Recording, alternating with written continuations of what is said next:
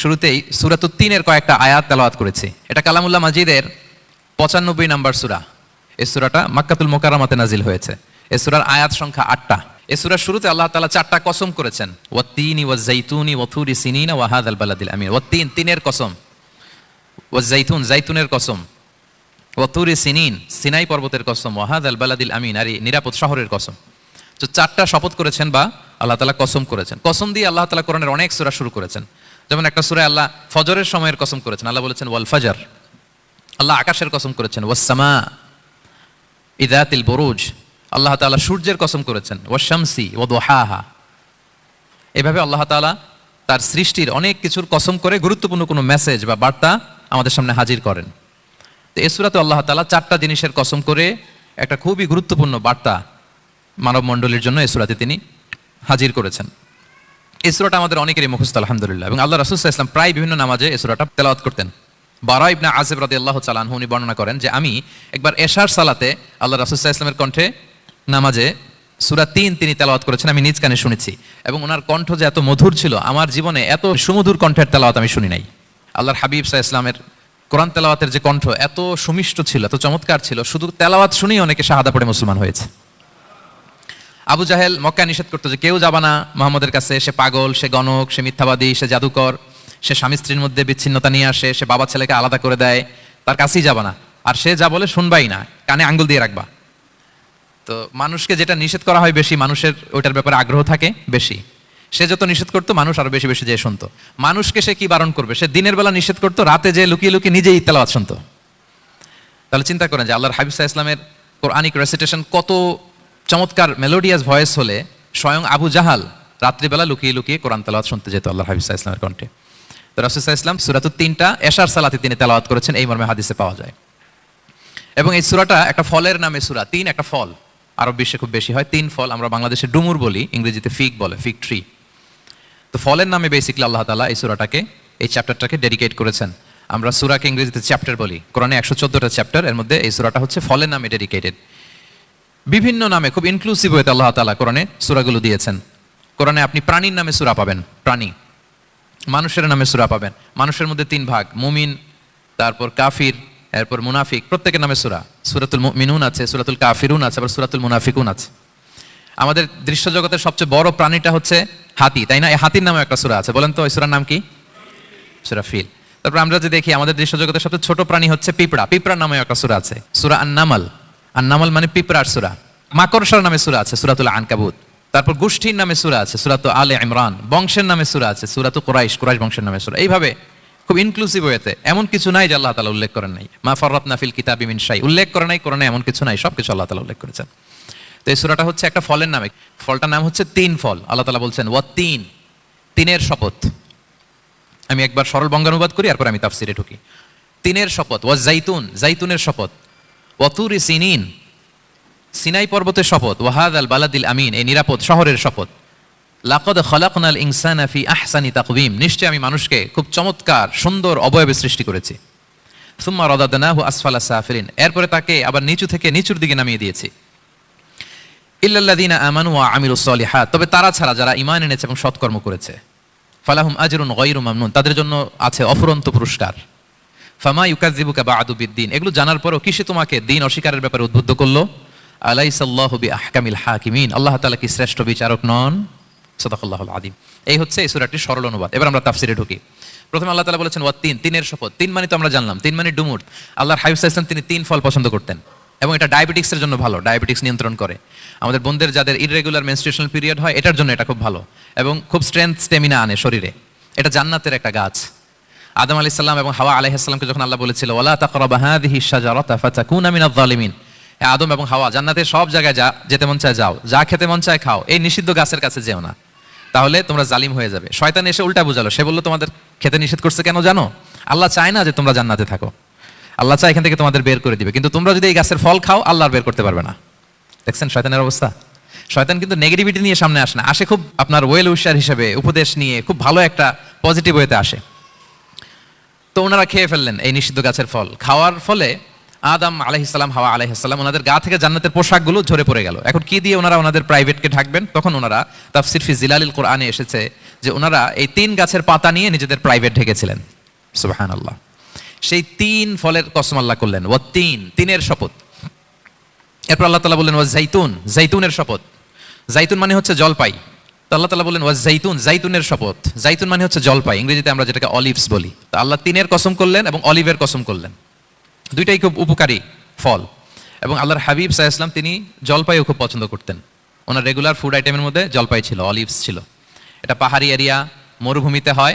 এবং রাসূল সাল্লাল্লাহু আলাইহি ওয়াসাল্লাম বলেছেন কুলু যাইত ওয়াদাহিনু ফাইন্নাহু মিন শাজারাতিন মুবারাকা। তোমরা অলিভ অয়েল এটা খেও এবং এটা গায়ে মালিশ করো, কেননা এটা বরকতময় একটা গাছের ফল, শাজারা মুবারাকা। এটা শরীরের ব্যাড কোলেস্টেরলকে কমিয়ে দেয়। দাড়িতে অ্যাপ্লাই করলে, চুলে অ্যাপ্লাই করলে সহজে পাকে না দাড়ি চুল। এবং স্কিনে অ্যাপ্লাই করলেও স্কিনের জন্য ভালো, স্কিনের জন্য বেশ ভালো। এটা যাদের সুযোগ হয় আপনারা দাড়িতে চুলে অ্যাপ্লাই করবেন, খাবেন। এটা খাওয়াও যায়। তাম্বুতু বিদ্দুহনি ওয়া সিবগিল লিল আকিলিন কোরআনে এসেছে। এটা অয়েল হিসেবে ইউজ করে, আবার খাবার হিসেবেও ইউজ করা যায়। সালাদ ড্রেসিংয়ের ক্ষেত্রে কিন্তু অলিভ অয়েল আমরা ইউজ করি। ইদানিং পিজাতে খুব ইউজ করা হয় অলিভ, জলপাইটা। তো এটা আপনারা খেতে পারেন, এটা খুবই সুস্বাদু। এবং জলপাই গাছের মানে জাইতুন গাছের ডালের মেসওয়াক খুব ভালো হয়। আল্লাহর হাবিব সাল্লাল্লাহু আলাইহি ওয়াসাল্লাম জাইতুনের ডাল দিয়ে মেসওয়াক করতেন। তিনি বলতেন নি'মা সিওয়াকিয়া জাইতুন, সবচেয়ে শ্রেষ্ঠ মেসওয়াক হচ্ছে জাইতুনের। মিনাশ শাজারাতিল মুবারাকা, কারণ এটা বরকতময় গাছের ডালা। এবং ফাইন্নাহু সিওয়াকি ওয়া সিওয়াকুল আম্বিয়া মিন ক্বাবলি, এই জাইতুনের ডাল দিয়ে আমিও যেমনি মেসওয়াক করি, আমার আগে যত নবী পৃথিবীতে এসেছে সবাই জাইতুনের ডাল দিয়ে মেসওয়াক করতো। আল্লাহ বলেন ওয়া তিনি ওয়া জাইতুন, তিনের শপথ আর জাইতুনের শপথ। এরপর আল্লাহ তাআলা বললেন ওয়া তুরি সিনিন, সিনাই পর্বতের শপথ। প্রথমে 2টা ফলের শপথ করলেন, এবার একটা পাহাড়ের শপথ করতেছেন। আপনারা কি তুর পাহাড়ের নাম শুনেছেন? হ্যাঁ, শুনেছেন। এই সিনাই পর্বত দ্বারা তুর পাহাড় উদ্দেশ্য। এটা মিশরের একটা পাহাড়, অনেক উঁচু, 2285 মিটার উঁচু। ওইটার নিচে আছে মুকাদ্দাসে তুয়া, যেখানে মুসা আলাইহিস সালামকে আল্লাহ তাআলা জুতা খুলতে বলেছিলেন, ফাখলানা আলাইকা ইন্নাকা বিল ওয়াদিল মুকাদ্দাসে তুয়া, হে মুসা তুমি পবিত্র উপত্যকায় এসেছো, জুতা খুলো। তো ওখানে সব ধর্মের লোকেরা যায়, সব ধর্মের লোকদের জন্য তীর্থস্থান। মুসলিম, জুইশ, খ্রিস্টিয়ান সবাই যায়। এটা সিনাই একটা এলাকা আছে মিশরের, নর্থ সিনাই, এটা সাউথ সিনাইতে অবস্থিত। তো নিচে একটা খ্রিস্টানদের প্রাচীন গির্জা আছে, সেন্ট ক্যাথেরিনা গির্জা। সেখান থেকে চলতে চলতে আপনাকে উপরে যেতে হবে, ফজরের পরে আবার চলে আসতে হবে, তা না হলে দুপুরবেলায় 10টা-11টার দিকে এমন সূর্যের প্রখর তাপ ওই পাথরের মধ্যে লাগে, ওখানে আর থাকা যায় না। একেবারে তুর পাহাড়ের উপরে সেখানে খ্রিস্টানদের জন্য ছোট্ট একটা সিনাগোগ আছে, তারা প্রার্থনা করে। খ্রিস্টানদের একটা চার্চ আছে, মুসলিমদের জন্য ছোট্ট একটা মুসল্লা আছে সুরাওয়ের মতো। আল্লাহ ওই সিনাই উপত্যকার কসম করেছেন, ওয়া তুরি সিনিন, সিনাই উপত্যকার কসম। এখানেই আল্লাহ তাআলা মুসা আলাইহিস সালামকে তাওরাত দিয়েছিলেন, মেজর একটা আসমানি কিতাব দিয়েছিলেন। এবং সরাসরি মুসা আলাইহিস সালাম এই পাহাড়ের চূড়ায় বসে আল্লাহ তাআলার সাথে কথা বলতেন। ওয়া কাল্লামাল্লাহু মুসা তাকলিমা, উনি সরাসরি কথা বলতেন। এটা ওনার একটা স্পেশাল বৈশিষ্ট্য ছিল, ক্যারেক্টারিস্টিক্স। এবং আল্লাহ তাআলা নূরের তাজাল্লি দিয়ে এই পাহাড়কে একবার জ্বালিয়ে দিয়েছিলেন। আজও এই পাহাড়ের রংটা অনেকটা একটু লালচে, একটু কালোচে, একটু রেডিশ কালারের। এবং মুসা আলাইহিস সালাম এই নূরের তাজাল্লির ঝলকে তিনি বেহুশ হয়ে গিয়েছিলেন এই পাহাড়ের উপরে। ইয়াজুজ মাহুজ যখন কিয়ামতের আগে আগমন করবে, তখন মুসলমানদের সেন্টার হবে। ঈসা আলাইহিস সালাম মুসলমানদেরকে নিয়ে ওইখানে অবস্থান করবেন, এই তুর পাহাড়ের ওখানে। এবং আল্লাহর হাবিব সাল্লাল্লাহু আলাইহি ওয়াসাল্লামের মেরাজের রাতে ইসরার সময় একটা স্টেশন ছিল এই তুর পাহাড়। জিবরাইল আলাইহিস সালাম এই তুর পাহাড়ে আল্লাহর হাবিব সাল্লাল্লাহু আলাইহি ওয়াসাল্লামকে নামিয়ে বলেছিলেন যে এটা জাবাল মুসা, আপনার ভাই মুসার পাহাড়, আপনি এখানে 2 রাকাত নামাজ পড়েন, দোয়া করেন। আল্লাহর হাবিব সাল্লাল্লাহু আলাইহি ওয়াসাল্লাম এই তুর পাহাড়ে 2 রাকাত সালাত আদায় করেছিলেন এবং দোয়া করেছিলেন। আল্লাহ এই তুর পাহাড়ের কসম কাটলেন, ওয়া তুরি সিনিন, সিনাই পর্বতের কসম, যেখানে তাওরাত কিতাব নাজিল হয়েছিল। এরপর আল্লাহ তাআলা বললেন ওয়া হাদাল বালাদিল আমিন, আর এই নিরাপদ শহরের শপথ। এই শহর দ্বারা মক্কা শহর উদ্দেশ্য, কারণ রাসূল সাল্লাল্লাহু আলাইহি ওয়াসাল্লাম তখন মক্কায় ছিলেন, মক্কা নগরী। এই শহরের পূর্ব নাম ছিল বাক্কা। মক্কা নগরীকে বলা হয় উম্মুল কুরা, সব শহরের মা, সব শহরের সেন্টার, পৃথিবীর নাভিস্থল। এবং আল্লাহ তাআলা বলেছেন মান দাখালাহু কানা আমিনা, এখানে যে প্রবেশ করবে সে নিরাপদ। হেরেমের মধ্যে কিন্তু কাউকে আক্রমণ করা যায় না, কোনো খুনিও যদি ঢুকে যায় অ্যাটাক করা যাবে না। তো জাহেলি যুগে এমনটা ঘটতো, কারোর সাথে কারো শত্রুতা হলে, ধরেন যে একজন তার বাবাকে হত্যা করেছে, তো সে তাকে পেয়েছে, ওই লোক বাঁচার জন্য দৌড়াতে দৌড়াতে হেরেমের ভিতরে ঢুকে যেত, কারণ সে জানে যে হেরেমে ঢুকলে সে আমাকে মারবে না। তো পরে সে যখন হেরেম থেকে বেরোতো, আবার তার সাথে যুদ্ধ শুরু হতো। এবং এই শহরের এত মর্যাদার কারণ হচ্ছে সেদিনা ইব্রাহিম আলাইহিস সালাম তিনি আল্লাহর কাছে দোয়া করেছিলেন যে রব্বি জাআল হাদা বালাদান আমিনা, হে আল্লাহ আপনি এই শহরকে নিরাপদ করেন, ওয়ারসুক আহলাহু মিনাস সামারাত, আর এই শহরের অধিবাসীদেরকে আপনি ফলমূল দিয়ে রিজিকের ব্যবস্থা করেন। এখনো দেখবেন যে সারা পৃথিবীতে যেই ফল নাই, মক্কাতে ওই ফল আছে। সারা পৃথিবী থেকে ফল ওখানে যায়। এবং মক্কার নেইবরিং সিটি তায়েফ, সেখানে অনেক ফল উৎপাদিত হয়, এখানে আসে। নিরাপদ শহর, বালাদান আমিনা। এবং আল্লাহর হাবিব সাল্লাল্লাহু আলাইহি ওয়াসাল্লাম বলেছেন যে এই মক্কা শহর আমার সবচাইতে প্রিয় শহর। বাধ্য হয়ে তিনি যখন হিজরত করলেন মদিনায়, সেদিন বারবার তিনি মক্কার দিকে পেছনে ফিরে ফিরে তাকান আর কেঁদে কেঁদে তিনি বলতেছিলেন যে মাক্কাতু আহাব্বুল বিলাদ ইলাইয়া, মক্কা আমার কাছে সবচেয়ে প্রিয় নগরী। লাউলা উখরিজতু লামা খারাজতু, আমাকে যদি জোর করে বের করে দেয়া না হতো আমি কোনোদিন মক্কা ছেড়ে অন্য কোথাও যেতাম না। আল্লাহর হাবিব সাল্লাল্লাহু আলাইহি ওয়াসাল্লামের সবচেয়ে প্রিয় শহর ছিল মক্কা, এবং এটা আল্লাহর হাবিব সাল্লাল্লাহু আলাইহি ওয়াসাল্লামের জন্মস্থান। মাকান মাউলিদির রাসূল, রাসূল সাল্লাল্লাহু আলাইহি ওয়াসাল্লামের বিলাদাত হয়েছে এই শহরে। এবং এই শহরকে আল্লাহ বলেছেন মাসাবাতান লিন্নাসি ওয়া আমনা, মানুষের মিলনস্থল, কেন্দ্রস্থল, সারা পৃথিবী থেকে মানুষ ওখানে যায়। আপনি যে রমাদানে যদি মক্কায় যান, আল্লাহু আকবার, লক্ষ লক্ষ উমরা পালনকারী সেখানে, ইউরোপ থেকে, আফ্রিকা থেকে, অস্ট্রেলিয়া থেকে, এশিয়া থেকে, সারা পৃথিবীর মানুষের মিলনস্থল। ওখানে গেলে আপনি দেখবেন মাসাবাতান লিন্নাসি ওয়া আমনা, নিরাপদ জায়গা এবং মানুষের মিলনস্থল এটা। এখানে এমন মসজিদ আল্লাহ রেখেছেন কাবা ঘরের চারদিকে, এটাকে বলা হয় মসজিদুল হারাম, যে মসজিদে 1 রাকাত সালাত পড়লে 1 লক্ষ রাকাতের সওয়াব হয়। আল্লাহর ঘরকে কেন্দ্র করে তাওয়াফের নির্দেশ দেওয়া হয়েছে, ওয়ালিয়াত তাওয়াফু বিল বাইতিল আতিক, পৃথিবীর কোনো ঘরকে তাওয়াফ করা যায় না, কোনো ঘরকে, এই একটা মাত্র ঘর যেটাকে এর চারদিকে এরকম তাওয়াফ করা যায়। তাহলে এই পবিত্র ঘর, পবিত্র মসজিদ যেই শহরে অবস্থিত, সেই শহরের কসম আল্লাহ করেছেন। আল্লাহ বললেন ওয়াহাদাল বালাদিল আমিন, এই নিরাপদ শহরের কসম, মানে মক্কা শহরের কসম। আমরা আপাত দৃষ্টিতে আমাদের কাছে মনে হচ্ছে দুইটা ফলের কসম, একটা পাহাড়ের কসম, একটা নগরীর কসম। আসলে বেসিকলি আল্লাহ তাআলা এই 4টা শপথ দিয়ে 3 নবীর জন্মস্থান, 3 নবীর নবুয়তের কসম করেছেন। কিভাবে সেটা আমি মিলিয়ে দেই। এই যে প্রথমে যে আল্লাহ বলেছেন ওয়াত্তিনি ওয়া জাইতুন, 3 এবং জাইতুনের কসম। পৃথিবীতে সবচেয়ে বেশি 3 এবং জাইতুন কোথায় উৎপন্ন হয় জানেন? ফিলিস্তিনে। কোথায়? শাম দেশে, যেটা হাদিসের পরিভাষায় বলা হয় শাম, বর্তমান ফিলিস্তিন এবং সিরিয়া মিলে। 3 জাইতুন দিয়ে বেসিকলি আল্লাহ তাআলা ফিলিস্তিনের শপথ করেছেন, শাম দেশের শপথ, যেখানকার বেথলহামে ঈসা আলাইহিস সালাম, জেসাস ক্রাইস্ট, তিনি জন্মগ্রহণ করেছেন, ঈসা আলাইহিস সালামের জন্মস্থান। তাহলে 3 জাইতুনের শপথের মাধ্যমে মূলত আল্লাহ তাআলা ঈসা আলাইহিস সালামের জন্মস্থানের শপথ করেছেন, কারণ সেখান থেকে ওহী বিচ্ছুরিত হয়েছে, ওনার কাছে ইনজিল নাজিল হয়েছিল। এবং এই শামের মর্যাদার ব্যাপারে অনেক কথা আল্লাহর হাবিব সাল্লাল্লাহু আলাইহি ওয়াসাল্লাম তিনি বলেছেন। আল্লাহ রাসূল সাল্লাল্লাহু আলাইহি ওয়াসাল্লাম যখন মেরাজে যান, তখন মক্কা থেকে এই শাম দেশে ফিলিস্তিনের বাইতুল মাকদাসে রাসূল সাল্লাল্লাহু আলাইহি ওয়াসাল্লামকে নিয়ে যাওয়া হয়েছিল। এবং রাসূল সাল্লাল্লাহু আলাইহি ওয়াসাল্লাম প্রায়ই বলতেন তুবা আলী শাম, শামের জন্য বরকত, কেননা ফেরেশতারা তাদের রহমতের পাখা শাম দেশের উপর বিছিয়ে রেখেছে। এবং তিনি বলতেন ফিতনার সময় আলাইকুম বিশাম, তোমরা শামে যেও, শামে থেকো। এবং তিনি দোয়া করেছেন আল্লাহুম্মা বারিক লানা ফি শামিনা, আল্লাহ তুমি আমার শামে, শাম অঞ্চলে আল্লাহ তুমি বরকত দিও। এবং হাদিসে এসেছে এই শামই হচ্ছে আরদুল মাহশার, এখানেই হাসর হবে। শাম অঞ্চলকে বিস্তীর্ণ করে এখানেই ময়দানুল মাহশার আল্লাহ তাআলা কায়েম করবেন, হাসরের ময়দান এখানেই হবে। এবং সেখানেই হচ্ছে সানিউল কিবলাতাইন, আমাদের আগের কিবলা কিন্তু বাইতুল মাকদাসের দিকে ছিল, যেটা শামে অবস্থিত, ফিলিস্তিনে বাইতুল মুকাদ্দাস, যেই মসজিদে নামাজ পড়লে 1 রাকাতে 500 রাকাতের সওয়াব।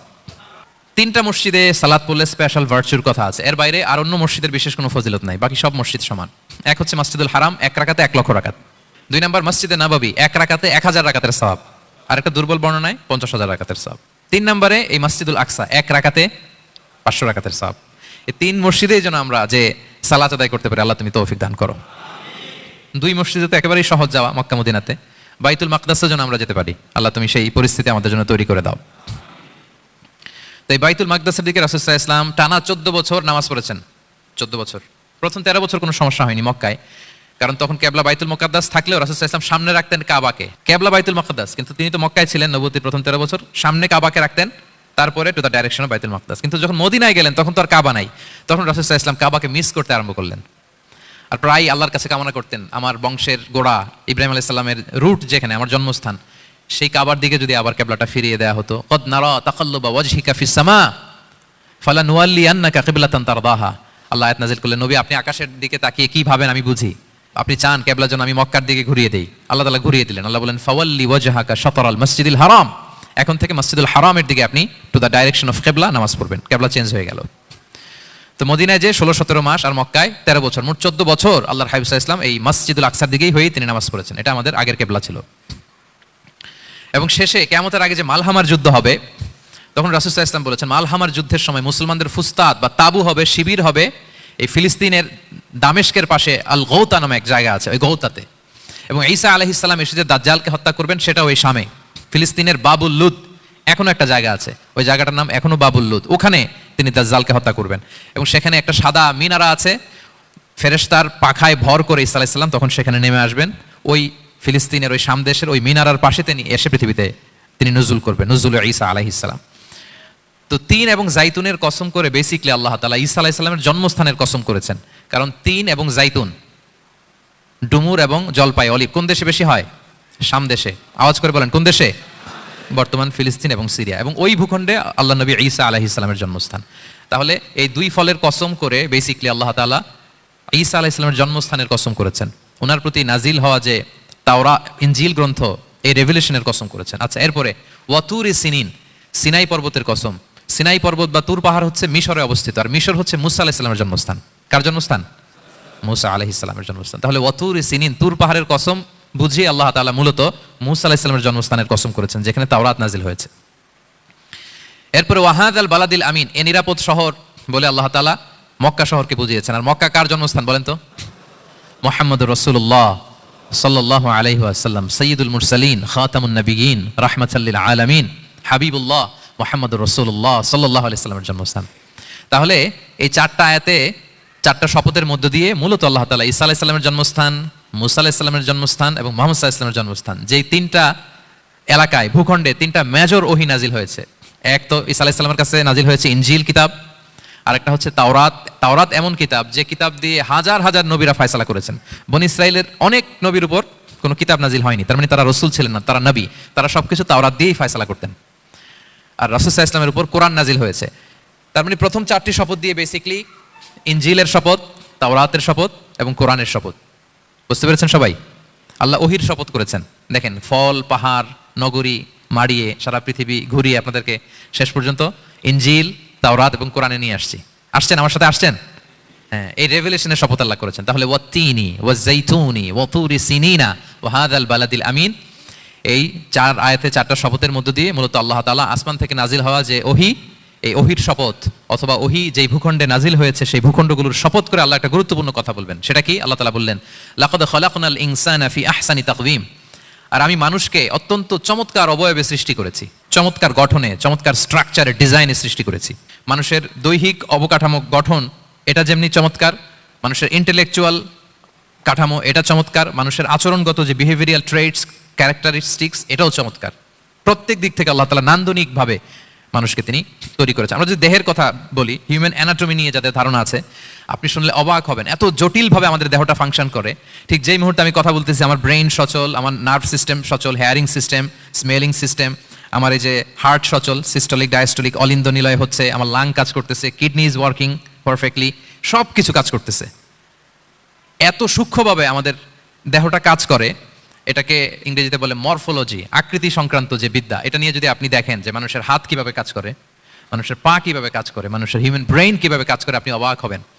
এবং আল্লাহর যে সেটআপ, লাকাদ খালাকনাল ইনসানা ফি আহসানি তাকওয়িম, নিশ্চয়ই আমি মানব জাতিকে চমৎকার অবয়বে তৈরি করেছি। আপনি যদি অবয়বটা দেখেন, আমাদের স্ট্রাকচার এর চেয়ে সুন্দর করে আর তৈরি করা যেত না, এর চেয়ে সুন্দর আর হতে পারে না। যেখানে যা দেয়ার, মাথার চুল থেকে পায়ের নখ পর্যন্ত, আপনি একটা ডিজাইনে, স্ট্রাকচারে, সেটআপে আপনি ভুল ধরতে পারবেন না। যেখানে যেটা দরকার, আপনি একটু খেয়াল করে দেখেন যে এই যে আমাদের চোখ, চিকিৎসা বিজ্ঞান বলতেছে যে মানুষ 10 মিলিয়নেরও বেশি রং শনাক্ত করতে পারে। Human eyes can identify more than 10 million colours. 10 মিলিয়নেরও বেশি রং আমরা আমাদের চোখ দিয়ে শনাক্ত করতে পারি। সুবহানাল্লাহ, সুবহানাল্লাহি বিহামদি।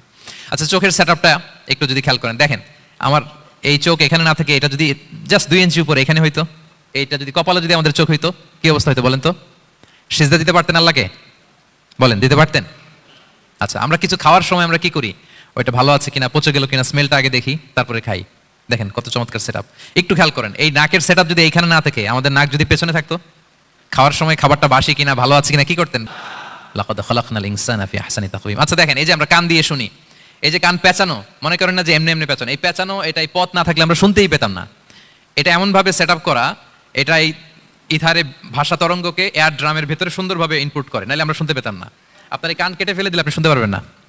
এটা এইভাবেই যেতে হবে, সুরঙ্গটা এইভাবে তৈরি হইতে হবে। আচ্ছা দেখেন, আপনার কান, এই কান যদি এইখানে না থেকে আপনার ডান বগলের নিচে হইতো, বাম কান যদি বাম বগলের নিচে হইতো, তাহলে কি হইতো বলেন? আজকে আমার ওয়াজ কিভাবে শুনতেন বলেন দেখি? কিভাবে শুনতেন? বুদ্ধি আছে বলে যে হুজুর এইভাবে শুনতাম। সুবহানাল্লাহ, সুবহানাল্লাহ। লাকাদ খালাকনাল ইনসানা ফি আহসানি তাকওয়িম, আমি মানুষকে সবচেয়ে সুন্দর সর্বোত্তম গঠনে তৈরি করেছি। দেখেন, কান দুইটা ওইখানে থাকলে কথা শুনতে হইলে হাত উঁচু করে রাখা লাগতো। আল্লাহ, আপনি একটা একটা অঙ্গ দেখেন, ঠিক যেখানে যেটা যেভাবে সেট করা দরকার, আল্লাহ তাআলা দয়া করে অনুগ্রহ করে ঠিক সেভাবে তিনি সেট করেছেন। আমাদের চেহারার মধ্যে দেখেন, এক একজনের এক এক রং। ওয়াখতিলাফু আলসিনাতিকুম ওয়া আলওয়ানিকুম ইন্না ফি যালিকা লাআয়াতুন লিল আলিমিন। আল্লাহ বলেন, তোমাদের ভাষার ভিন্নতা দিয়েছি, তোমাদের গায়ের রঙের ভিন্নতা, একজনের চেহারার সাথে আরেকজনের মিল নাই, একজনের ফিঙ্গারপ্রিন্টের সাথে। আয়াহসাবুল ইনসানু আল্লান নাজমাআ ইযামা বালা কাদিরিনা আলা আন নুসাউইয়া বানানা। মানুষ ভেবেছে সে মারা গেলে তাকে আমি তার অস্থি মজ্জা হাড় গোশত চামড়া জোড়া লাগাতে পারবো না। আরে তার আঙ্গুলির অগ্রভাগ পর্যন্ত আমি সুবিন্যস্ত করে আমার কাছে রেখে দিয়েছি ফিঙ্গারপ্রিন্ট। আমাদের ফিঙ্গারপ্রিন্টগুলো আল্লাহর কাছে সংরক্ষিত, একজনের ফিঙ্গারপ্রিন্টের সাথে আরেকজনেরটা মিলে না। এই যে আমার 10 আঙ্গুলে 10টা ফিঙ্গারপ্রিন্ট, পায়েরগুলো হচ্ছে ফুটপ্রিন্ট, একটার সাথে আরেকটা মিলে। আমার এটার সাথে এটা মিলবে বলেন? আমার সাথে আপনারটা মিলবে? বর্তমানে পৃথিবীতে কত কোটি মানুষের বসবাস বলেন? এই যত মানুষ পৃথিবীতে আছে, একজনের আঙ্গুলের ছাপের সাথে, এই যে বায়োমেট্রিক্যাল অথেন্টিকেশন যে আমরা করি, একজনের ফিঙ্গারপ্রিন্টের সাথে আরেকজনের ফিঙ্গারপ্রিন্টের মিল নাই। একজনের ফুটপ্রিন্টের সাথে ফুটপ্রিন্ট মিল, ইভেন একজনের আই প্রিন্টের সাথে। আমাকে একজন ওনার হসপিটালে নিয়ে গেল ঢাকায়, তো উনি ওনার দরজা খুলতেছে আই প্রিন্ট দিয়ে, মানে উনি না গেলে খুলে না। উনি আর ওনার খুব কাছের স্টাফ, এটা গুরুত্বপূর্ণ একটা অফিস। তো উনি চোখ দিল, আই প্রিন্ট নিল, এরপরে দরজা খুলে যাচ্ছে। দেখেন, একজনের আই প্রিন্টের সাথে আরেকটা আই প্রিন্ট মেলে না। সুবহানাল্লাহ। প্রিয় ভাইরা, একজনের ফিঙ্গারপ্রিন্টের সাথে আরেকজনের ফিঙ্গারপ্রিন্টের কোনো মিল আছে পৃথিবীতে? ফুটপ্রিন্টের সাথে, আই প্রিন্টের সাথে? কারণ ডিজাইনারটা কে বলেন তো? হুয়াল্লাযী ইউসাউবিরুকুম ফিল আরহামি কাইফা ইয়াশা। মায়ের পেটে থাকতেই আল্লাহ তাআলা এগুলো ডিজাইন করে দিয়েছেন। আমি কেমন হব, আমার বৈশিষ্ট্য কেমন কেমন হবে। এই যে আমি যে আমার বাবা দাদা 14 পুরুষের ডিএনএ বয়ে বেড়াই, এগুলো সব নিয়ে আমার বৈশিষ্ট্য, আমার কণ্ঠস্বর, আমার ক্যারেক্টারিস্টিক্স, আমার ফিচার কেমন হবে, সব তিনি আল্লাহ তাআলা মায়ের পেটে থাকতে ডিজাইন করে দিয়েছেন। সুবহানাল্লাহ। আল্লাহ বলছেন লাকাদ খালাকনাল ইনসানা ফি আহসানি তাকওয়িম। প্রিয় ভাইরা, কসম করার পরে আল্লাহ যে কথাটা বলেন, এটা অনেক গুরুত্বপূর্ণ, খুবই গুরুত্বপূর্ণ বার্তা। আল্লাহ চারটা কসম করে, তিনটা নবীর জন্মস্থানের শপথ করে তিনি বললেন লাকাদ খালাকনাল ইনসানা ফি আহসানি তাকওয়িম। নিশ্চয় আমি অত্যন্ত চমৎকার আকৃতিতে মানুষকে তৈরি করেছি।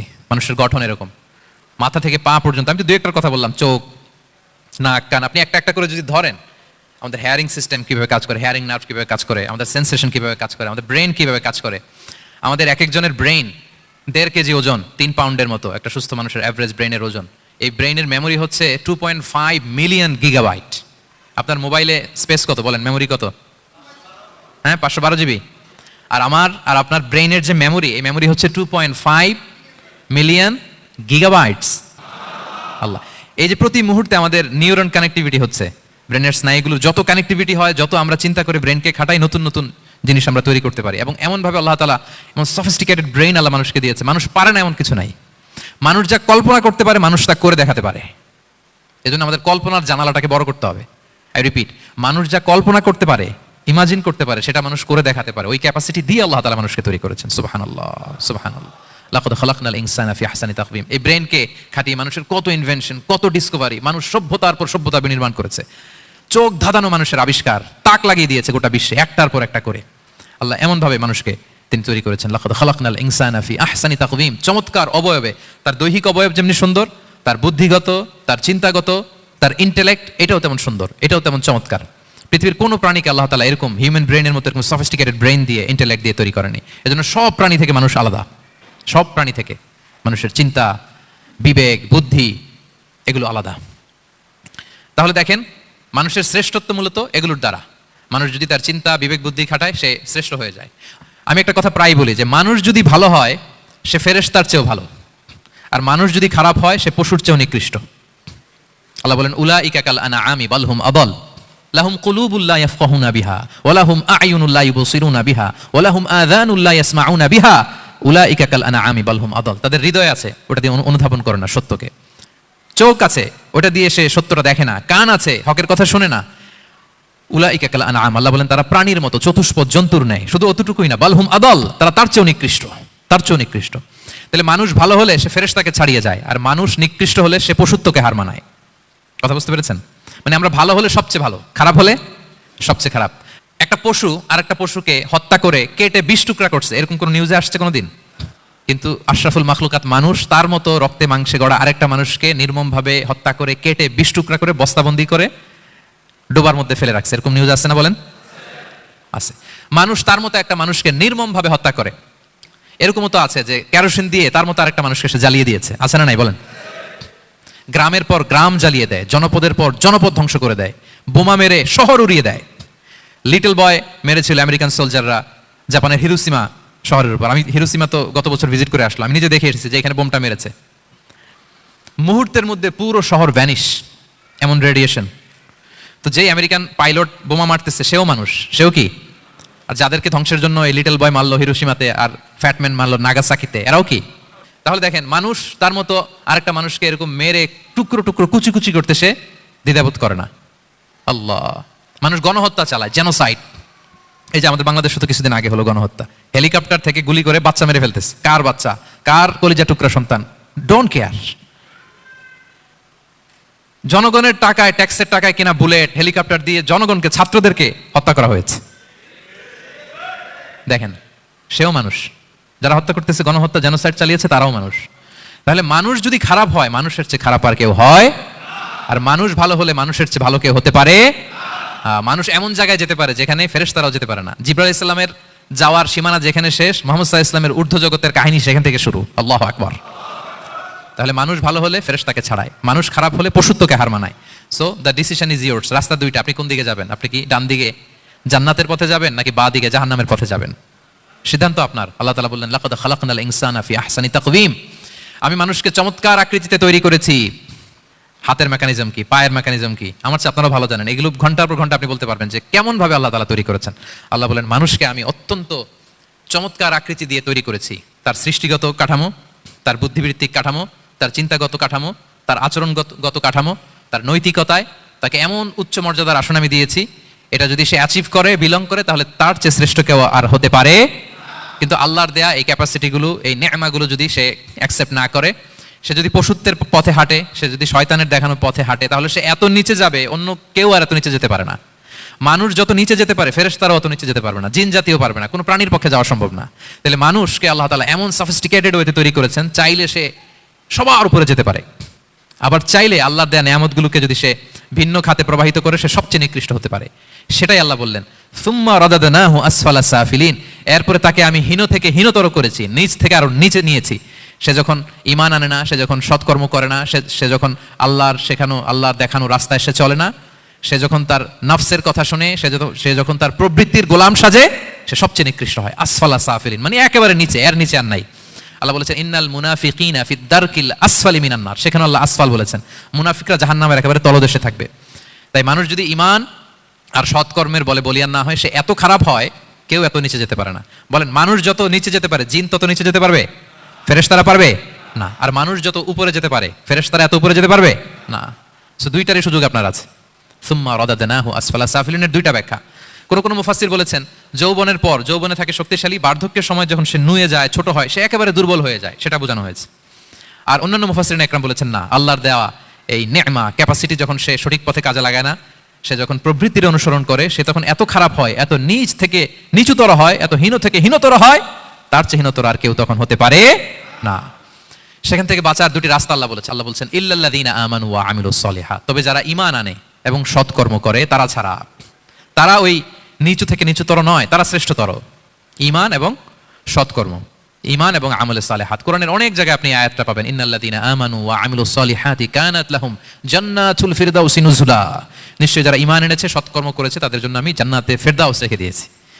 আল্লাহ বলেন, তারা নিকৃষ্ট হবে না যারা ঈমান এনেছে, সৎকর্ম করেছে। যারা কি এনেছে? ঈমান। আর কি করেছে?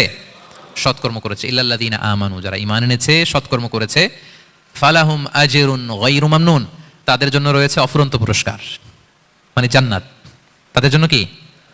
ওই জান্নাতে যেতে আমরা চাই কি চাই না বলেন? রাস্তা কয়টা?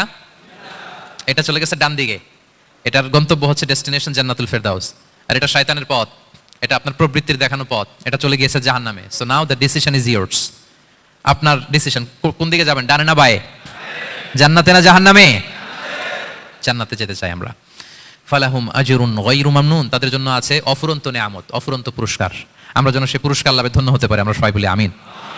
আল্লাহ বলেন, এইভাবে চারটা কসম করার পরে, এত গুরুত্বপূর্ণ বার্তা হাজির করার পরে, তোমার ঘুমন্ত বিবেককে জাগিয়ে তোমাকে বার্তা দেওয়ার পরেও কিভাবে তুমি অস্বীকার করতে পারো আখিরাতকে? ফামা ইউকাযযিবুকা বা'দু বিদ্দিন। এরপরেও কোন বিবেকে, কোন আকলে, কোন সাহসে তুমি কর্মফল দিবসকে অস্বীকার করো? কোন সাহসে? এখানে দিন দ্বারা উদ্দেশ্য কর্মফল। ভালো করলে যে ভালো পাবে, খারাপ করলে যে খারাপ পাবে। দিনের অনেক অর্থ, এটার তাফসিরে গেলে সময় কুলাবে না। ফামা ইউকাযযিবুকা বা'দু বিদ্দিন। এরপরেও কর্মফলকে অস্বীকার করার সাহস তুমি কোত্থেকে পাও? কিসে তোমাকে উদ্বুদ্ধ করে কর্মফল দিবসকে অস্বীকার করতে? আলাইসাল্লাহু বিআহকামিল হাকিমিন। আল্লাহ তাআলা কি শ্রেষ্ঠ বিচারক নন? সূরা আবু দাউদে আল্লাহর হাবিব সাল্লাল্লাহু আলাইহি ওয়াসাল্লাম বলেন, কেউ যদি সূরাতুত তিন তেলাওয়াত করে, করতে করতে যদি শেষ আয়াতে চলে আসে, আর সে যখন পড়ে আলাইসাল্লাহু বিআহকামিল হাকিমিন, আল্লাহ তাআলা কি শ্রেষ্ঠতম বিচারকদের মধ্যে সর্বশ্রেষ্ঠ বিচারক জাজ নন, তখন সে যেন উত্তর দেয়, এটা তো আল্লাহর প্রশ্ন, আলাইসাল্লাহু বিআহকামিল হাকিমিন, আল্লাহ আমাদেরকে প্রশ্ন ছুড়ে দিয়েছেন যে আল্লাহ তাআলা কি শ্রেষ্ঠ বিচারক নন। তখন যে তেলাওয়াত করে সে যেন বলে বালা বালা ওয়া আনা আলা যালিকা মিনাশ শাহিদিন, বালা মানে অবশ্যই, হ্যাঁ আল্লাহ অবশ্যই আপনি শ্রেষ্ঠ বিচারক, আর আপনি যে শ্রেষ্ঠতম বিচারক এই সাক্ষী আমি দিচ্ছি, এই ঘোষণা আমি দিচ্ছি, পড়েন সুবহানাল্লাহ। আপনি দেখবেন মসজিদুল হারামে, হারামাল মাক্কিতে যখন তেলাওয়াত করে ইমাম সাহেবরা, এই আয়াতের পরেই যদি রুকুতে যায় দেখবেন ফিসফিস করে বলে যে বালা বালা ওয়া আনা আলা যালিকা মিনাশ শাহিদিন। আমি নিজে শুনেছি, দেখবেন ওনার এটা পরে, কারণ আল্লাহ এখানে প্রশ্ন ছুড়ে দিয়েছেন, আর উত্তর হিসেবে বলতে হবে বালা ওয়া আনা আলা যালিকা মিনাশ শাহিদিন, আল্লাহ অবশ্যই আপনি শ্রেষ্ঠ বিচারক। আল্লাহর চাইতে শ্রেষ্ঠ বিচারক আর হতে পারে? আমরা কত লাকি যে আল্লাহর আহকামুল হাকিমিন হিসেবে বিচারক পেয়েছি। আমাদের বিচার যদি অন্য কেউ করতো, নিজেরা যদি নিজেদের, আল্লাহ যদি বলতো তোরটা বিচার তুই কর আর তোরটা তুই কর, কি অবস্থা হইতে বলেন? যার সাথে যার শত্রুতা আছে ওইখানে দেখাই দিত। কিন্তু আমরা বিচারক হিসেবে পেয়েছি কাকে? আল্লাহ কি পার্সিয়ালিটি করবে বিচারে? স্বজন প্রীতি করবে? কারো উপর জুলুম করবে? কাউকে ঠকাবে? আল্লাহ বলেন ওয়ামা আনা বিযাল্লামিল লিল আবিদ, আমি কখনো আমার বান্দার উপর জুলুম করি না, জুলুম করি না। ওয়া নাদাউল মাওয়াজিনাল কিসত লিয়াউমিল কিয়ামা, কিয়ামতের দিন আমি মিজান নামে এমন এক ন্যায় বিচারের মানদণ্ড স্থাপন করব, ফালা তুযলামু নাফসুন শাইআ, এক বিন্দু পরিমাণ কেউ মাজলুম হবে না, এক বিন্দু পরিমাণ কেউ মাজলুম হবে না। এজন্য দুনিয়াতে যদি বিচার না পান, আল্লাহর দরবার বিচারটা দিয়ে রাখেন, সেদিন বিচার হবে। আহকামুল হাকিমিন আপনারা ঠকাবে না।